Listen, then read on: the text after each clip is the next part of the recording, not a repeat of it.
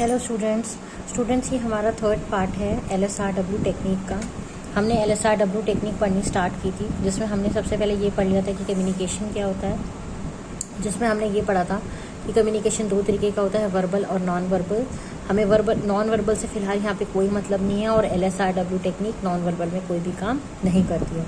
लेकिन नेक्स्ट है हमारा वर्बल में ओरल और रिटन दो तरीके का होता है। ओरल में विद वर्ड्स होता है, और मतलब ओरल और रिटन में दोनों में विद वर्ड्स होता है। वर्ड्स चाहे हम ओरल कर रहे हो तो हमें स्पोकन वर्ड्स की ज़रूरत पड़ती है, और अगर हम रिटन कर रहे हो तो हमें रिटन वर्ड्स की ज़रूरत पड़ती है। अब अगर वर्ड्स हम की बात करते हैं तो वर्ड्स हमें कहाँ मिलेंगे? वर्ड्स हमें लैंग्वेज में मिलेंगे, और ये लैंग्वेज वर्ड लैटिन लैंग्वेज के लिंगुआ वर्ड से निकल के आया है। लैंग्वेजेस की अगर हमारा बात करते हैं तो हम किसी भी इंसान को कभी भी अगर कोई लैंग्वेज टॉट करना चाहते हैं, सिखाना चाहते हैं, तो उसके लिए हमें 4 स्किल्स की ज़रूरत पड़ती है।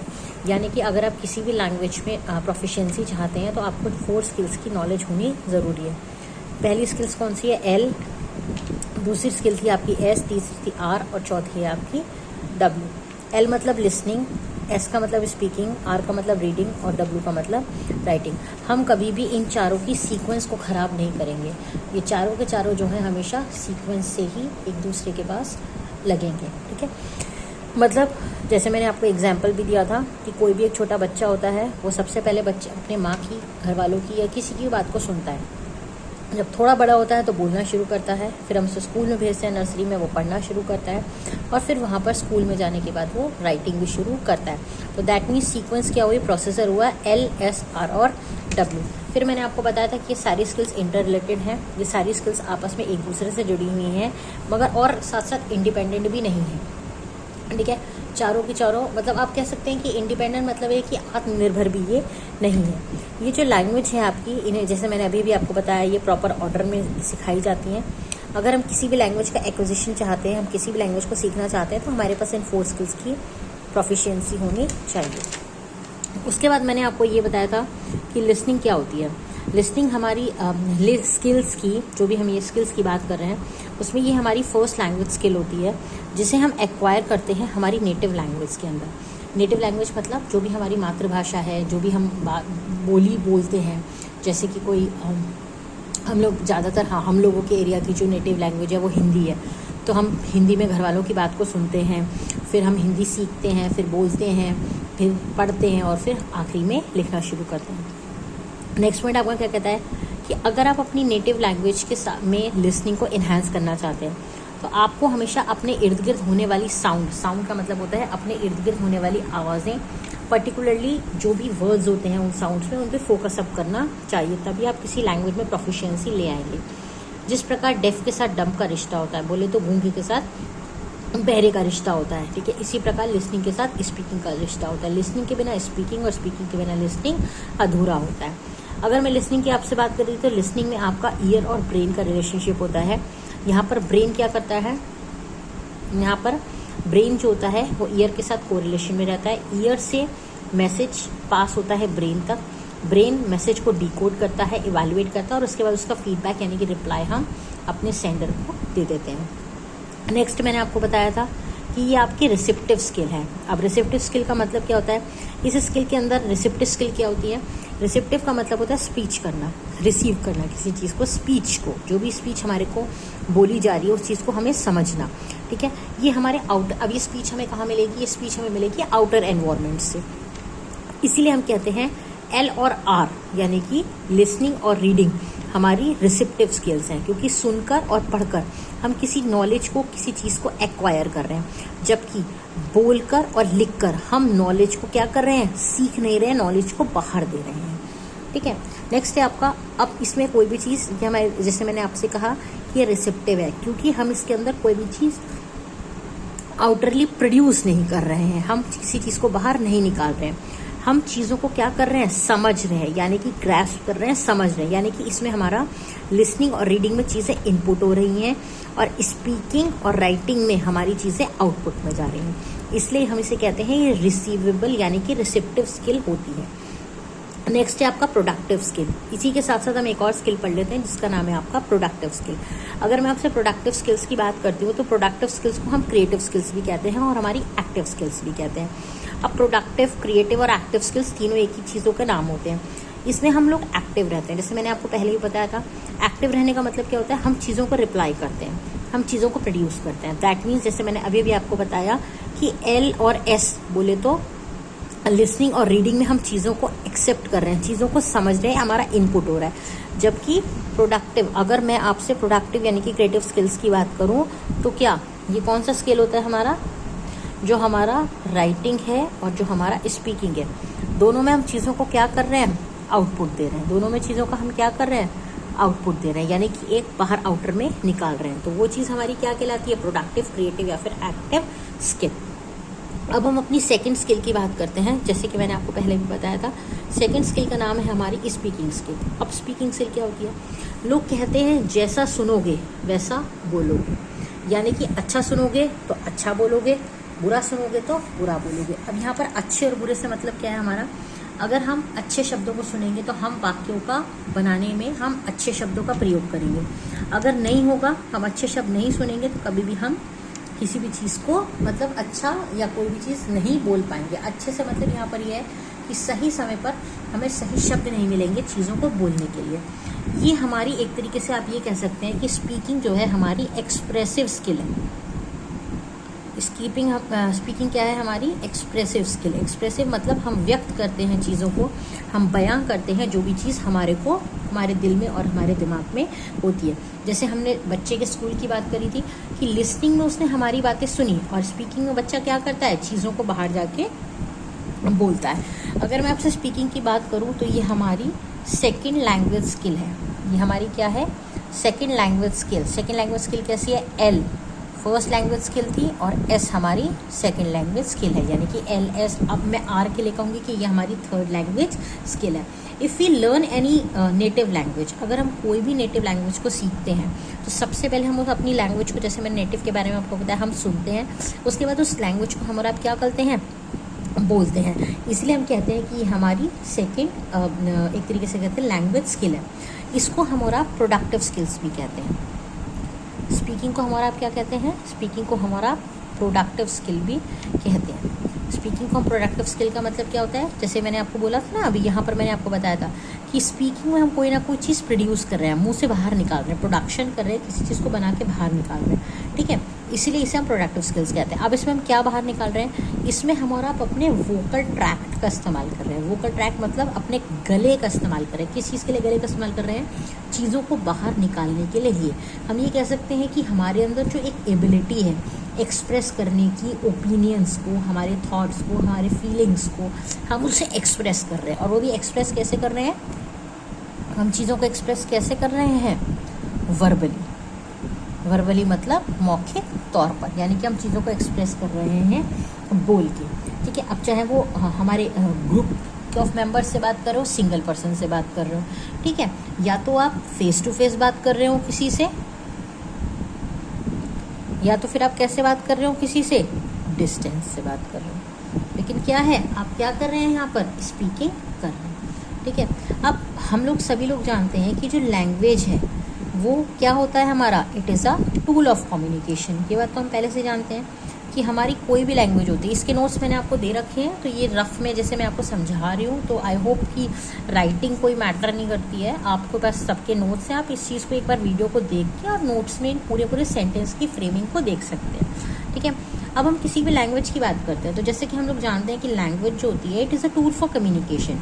व्हेन वी कम्युनिकेट और we communicate with others to express our ideas and to know what others ideas are, ठीक है। तो स्पीकिंग में क्या होता है कि हम कम्युनिकेट करते हैं सामने वाले से, यानी कि हम बोलते हैं, हम क्या करते हैं, बोलते हैं, ठीक है। और सामने वाला, जैसे हमने स्पीकर होने के नाते रिसीवर को कोई बात बोली, ठीक है, जो भी हमारे आइडियाज़ थे, जो भी हमारी फीलिंग्स थी, या जो भी हमारे दिलो दिमाग में था, या हमें कोई इन्फॉर्मेशन उसको देनी थी, तो स्पीकर ने बोले तो सेंडर ने रिसीवर तक मैसेज पहुंचाया और रिसीवर ने भी बोल के उसको रिप्लाई दिया। तो हमें अपने आइडियाज़ तो रिसीवर तक पहुंचाए और रिसीवर के आइडियाज़ को हमने सुना। तो हमने क्या किया, हमने की स्पीकिंग, यानी कि हमने चीज़ों को बोला। अब बोलते समय मैंने आपको पहले भी बताया था कि हमें बहुत सारी चीज़ों का ध्यान रखना चाहिए।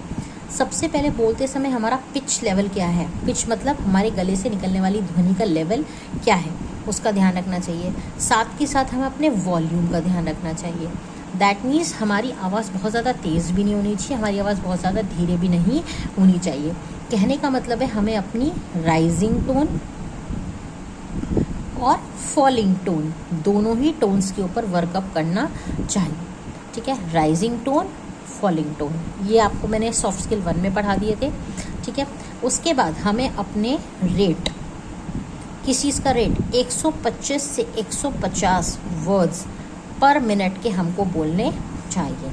हमें इंटोनेशन का ध्यान रखना चाहिए, ये भी हम जानते हैं। हमें आर्टिकुलेशन का ध्यान रखना चाहिए, ये भी हम पहले पढ़ चुके हैं। ये सब टॉपिक्स हमने कौन से उसमें पढ़े थे, paralinguistic features of language development में, ठीक है, जो हमने सॉफ्ट स्किल 1 में पढ़ा था। नेक्स्ट हमें पॉज भी लगाने हैं सेंटेंस में, हमें सेंटेंस में प्रोनाउंसिएशन का भी ध्यान रखना है, ठीक है। हमें कटिंग चॉपिंग ऑफ वर्ड्स भी नहीं करना है, ठीक है। और हमें क्या नहीं करना है, हमें अपनी इंटोनेशन, आर्टिकुलेशन, पॉजेज और प्रोनाउंसिएशन जो भी, ये आपके सारे पॉइंट्स हैं, इन सबका स्पीकिंग में ध्यान रखना है। इसलिए हम ये कहते हैं कि जो हमारी अर्लियर स्टेज होती है, अर्लियर स्टेज का मतलब यहाँ पर हमारा ये है कि जो हमारी शुरुआत की स्टेज होती है, स्टूडेंट्स को वहाँ पे क्या करना चाहिए, जैसे कि मैं अभी आपसे बता रही थी कि जैसा सुनोगे वैसा बोलोगे, अच्छा सुनोगे अच्छा बोलोगे। तो अच्छे से तात्पर्य मैंने कहा था हमारी वोकैबलरी से। तो अर्लियर स्टेज में क्या करना चाहिए, स्टूडेंट्स को क्या करना चाहिए, स्टूडेंट्स को अपनी लर्न करनी चाहिए, जितना हो सके अपने स्टूडेंट्स को वोकैबलरी इंक्रीज अप करनी चाहिए। क्या इंक्रीज करनी चाहिए, वोकैबलरी। हिंदी में हम क्या कहते हैं, स्टूडेंट्स को अपनी शब्दावली पर ध्यान रखना चाहिए। इससे क्या होगा, उनके जो बेसिक कंसेप्ट्स हैं, जो स्टूडेंट्स के बेसिक कंसेप्ट्स हैं, वो आपके अच्छे हो जाएंगे, इंक्रीज हो जाएंगे और बढ़िया हो जाएंगे।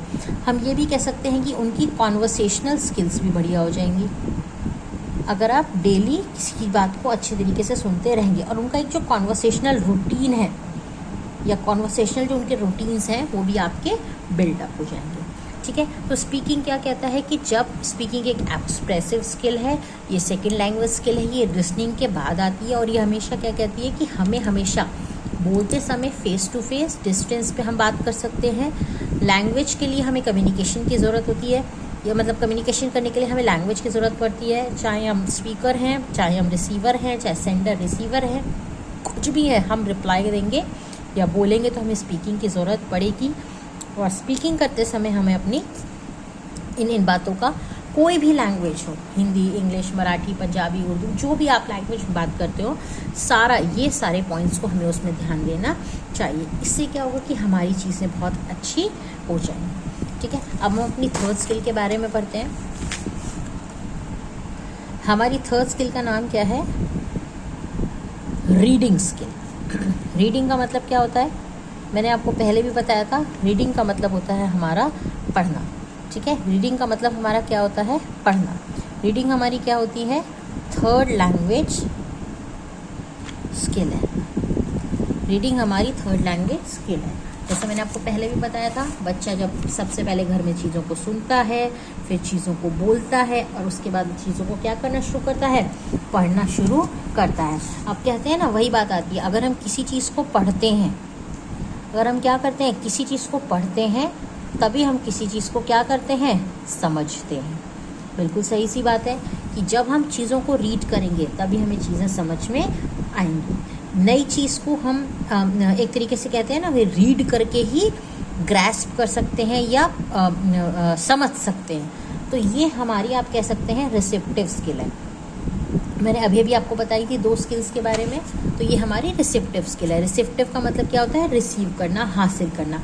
ये हमारी पैसिव स्किल है, आप ये भी कह सकते हैं, क्योंकि इसके अंदर हम किसी भी नई चीज़ को प्रोड्यूस नहीं कर रहे हैं, हम चीज़ों को समझ रहे हैं, यानी कि हम इनपुट ले रहे हैं, ना कि हम इस चीज़ में कोई भी आउटपुट दे रहे हैं। और इसके लिए, रीडिंग करने के लिए हमें किस चीज़ की ज़रूरत पड़ती है, हमारे बॉडी पार्ट्स वही 2 इंक्लूड अप होंगे, आइज़ और ब्रेन।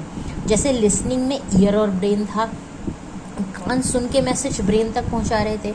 रीडिंग में आंखें देखकर ब्रेन तक मैसेज पहुंचा रहे, यानी कि आइज़ इनपुट का काम कर रही हैं और ब्रेन जो है हमारा इनपुट को डिकोड करने का काम कर रहा है।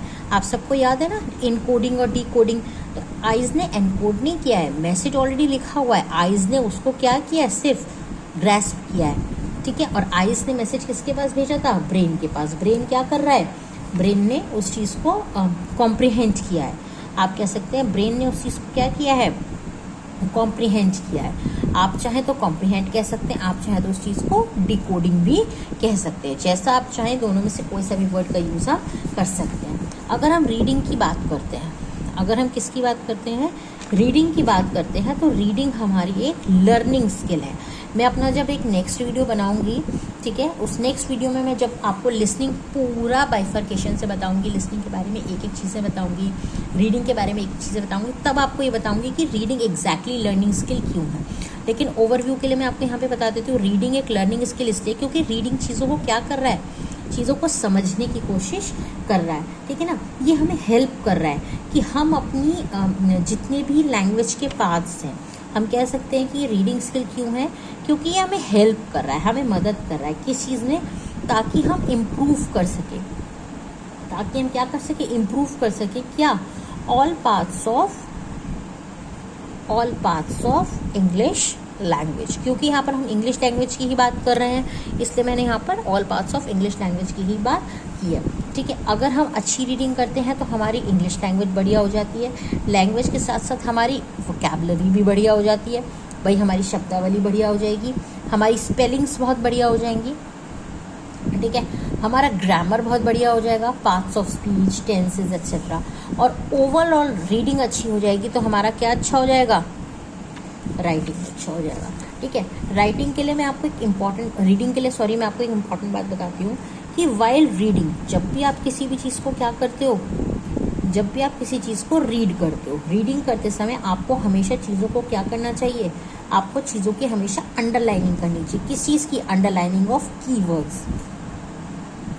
आपको क्या करना चाहिए? Underlining of keywords is must. हम कह सकते हैं कि underlining of keywords is must. Keyword का मतलब क्या होता है? जो आपके मेन वर्ड्स होते हैं, जो आपके इंपॉर्टेंट वर्ड्स होते हैं, उनको आपको अंडरलाइन कर लेना चाहिए, ठीक है। उससे फ़ायदा ये होता है कि जब आप चीज़ों को दोहराएंगे, रिपीट करेंगे, तो आपको उन वर्ड्स के ऊपर फोकस्ड अप रहेगा। आप उन चीज़ों को बोल्ड भी कर सकते हैं, इटैलिक में कर सकते हैं, कोई अलग फॉन्ट में लिख सकते हैं, लेकिन रीडिंग के टाइम पर आपको उन चीज़ों को राइटिंग के टाइम पर तो आप ये सब कर सकते हैं सॉरी, बट रीडिंग के टाइम पर क्या होता है? आप उन चीज़ों को अंडरलाइन कर लेना चाहिए।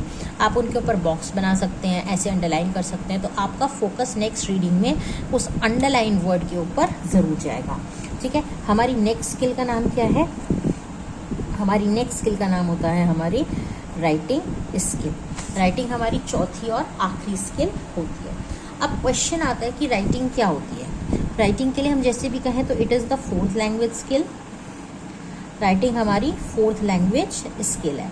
अब फोर्थ लैंग्वेज स्किल का मतलब क्या होता है? फर्स्ट लैंग्वेज हुई हमारी राइटिंग स्किल हुई लिसनिंग, दूसरा स्पीकिंग, तीसरा रीडिंग और चौथा है हमारा राइटिंग।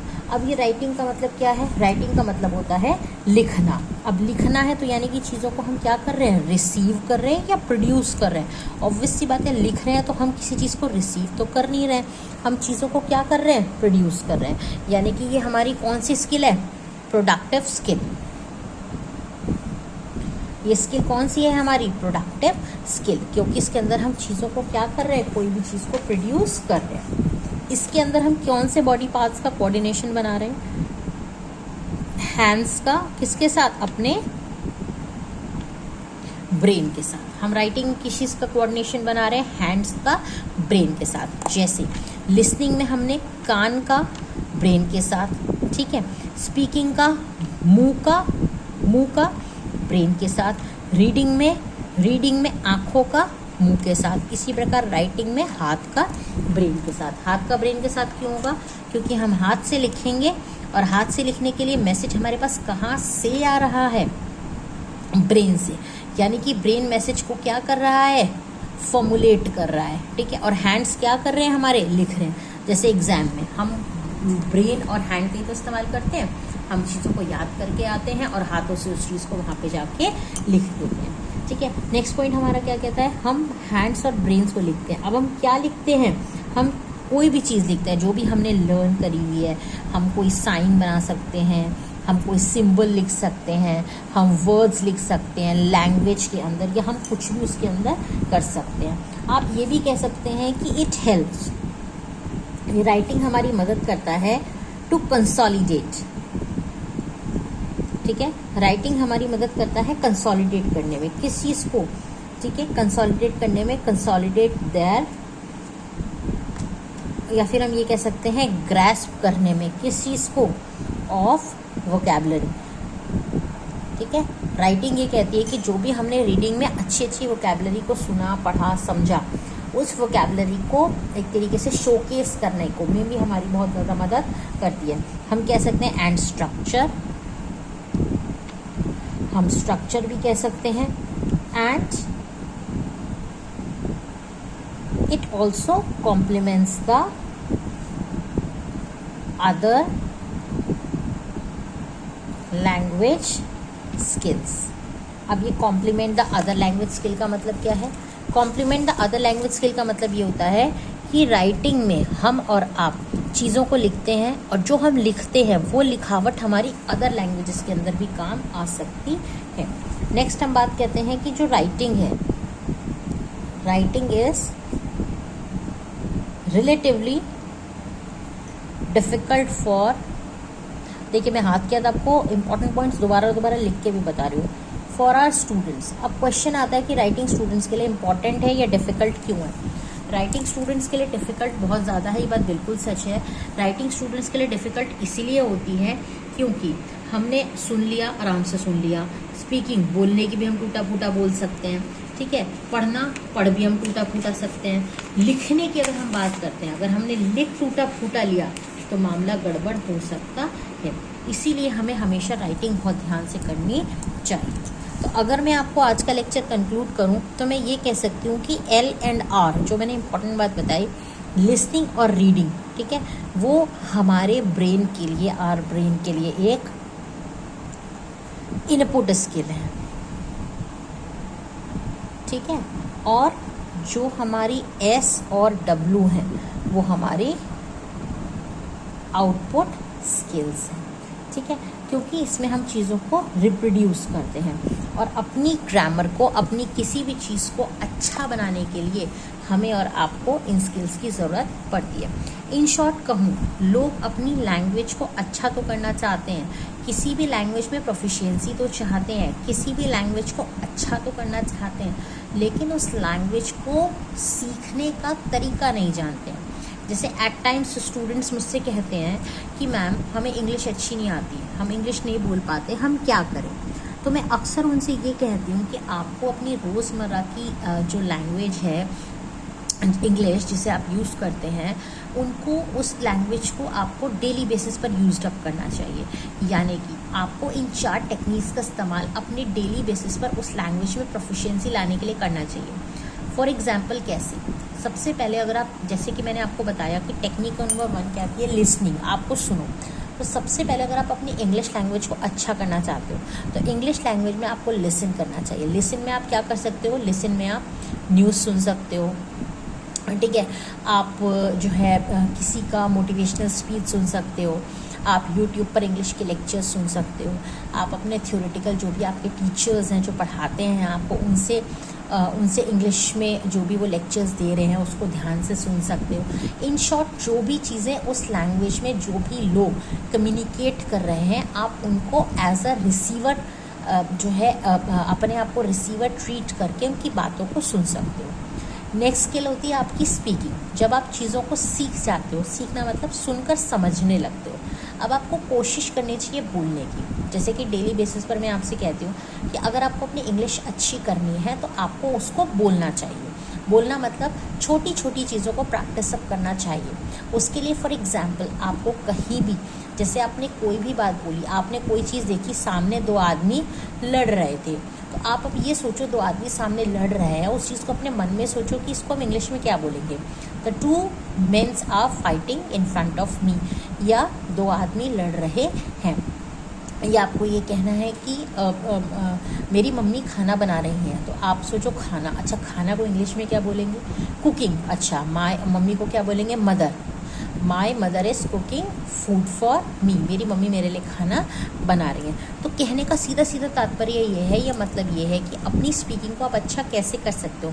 आप अपनी स्पीकिंग को अच्छा ऐसे कर सकते हो कि आप चीज़ों को जो भी आपके दिमाग में आ रही हैं उसको इंग्लिश लैंग्वेज में कन्वर्ट करो। इंग्लिश लैंग्वेज मतलब कोई भी लैंग्वेज जिसमें आप अपनी प्रोफिशिएंसी चाहते हो उसके अंदर उसको कन्वर्ट अप करो और फिर उस पर अपना फोकस्ड अप करने की कोशिश करो कि अब इसको क्या होगा। इस चीज़ के लिए आप अपने फ्रेंड्स या जो भी लोग हैं आपके, जिनके भी आप इर्द गिर्द रहते हैं या जो भी कुछ है, आप उनके साथ बातचीत करके अपने विचारों का आदान प्रदान कर सकते हैं। इससे ये होगा कि slowly and steady win the race, आप धीरे धीरे उस लैंग्वेज को बोलना सीख जाओगे। नेक्स्ट है आपका, जब आप लैंग्वेज में प्रोफिशिएंसी में लिसनिंग में अच्छे हो गए, अब आपको रीडिंग करना है। रीडिंग का मतलब क्या होता है, आपके सामने जो भी किताब रखी है, आपके सामने जो भी रीडिंग मटेरियल है, आप उसको पढ़ने की कोशिश करो। जैसे फॉर एग्जांपल आपके सामने न्यूज़पेपर रखा हुआ है, ठीक है, तो आप अपने न्यूज़पेपर को पढ़ने की कोशिश करो। अब न्यूज़पेपर को पढ़ने की कोशिश करोगे तो उसमें बहुत सारे वर्ड्स ऐसे आएंगे जिसका मतलब आपको समझ में नहीं आएगा। तो आप उस केस में क्या करोगे, जब आप रीडिंग करोगे और वर्ड्स का मतलब आपको नहीं पता है तो अपने सामने एक डिक्शनरी रखो। उससे फ़ायदा ये होगा कि आप अपनी डिक्शनरी में से उन वर्ड्स का मतलब समझोगे, उन वर्ड्स का मीनिंग देखो और फिर उस वर्ड्स को अपनी चीज़ों के अंदर इम्प्लीमेंट करो, यानी कि जो भी होगा मतलब अपनी आपकी वोकैबुलरी। तो रीडिंग अच्छी होने से आपकी स्पीकिंग भी अच्छी हो जाएगी, ठीक है। ये सारी स्किल्स जैसे कि मैंने आपसे कहा था ना कि इंटर रिलेटेड हैं मगर इंडिपेंडेंट भी है। भाई सबका अपना अपना अस्तित्व है या लेकिन कहीं ना कहीं सारी स्किल्स एक दूसरे से जुड़ी हुई हैं। तो आपको अच्छे से अच्छा रीडिंग मटेरियल जो भी आपके सामने अवेलेबल है उसको, उस लैंग्वेज के मटेरियल को रीड अप करना चाहिए।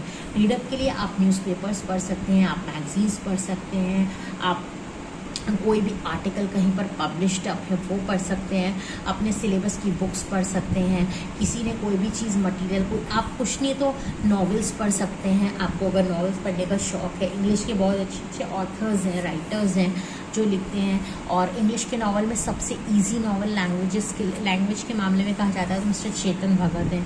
आप उनके कोई भी नावल को पढ़ सकते हैं। उनके जो सेंटेंस की फ्रेमिंग होती है वो बहुत ईजी में होती है, तो आपको अच्छी तरीके से समझ में वो चीज़ आ सकती है।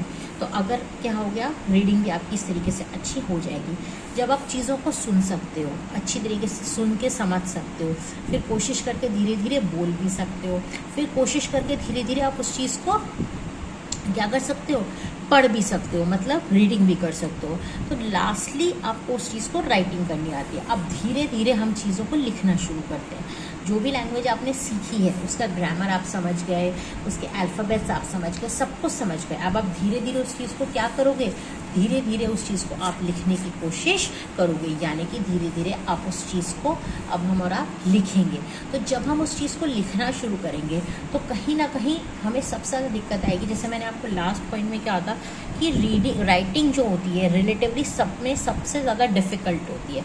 डिफ़िकल्ट क्यों होती है, क्योंकि राइटिंग करने के लिए, लिखने के लिए सबसे पहले आपको सेंटेंस की फ्रेमिंग अच्छी नहीं आती।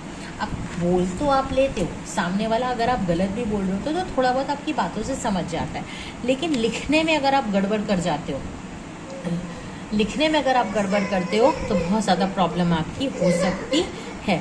आई होप सबको समझ में आ गया होगा, ठीक है। सारी की सारी टेक्निक्स आपको समझ में आ गई होंगी, ठीक है। अब हम अपने नेक्स्ट वीडियो में इन चीज़ों को डिटेल में और एक एक करके पढ़ेंगे, ठीक है।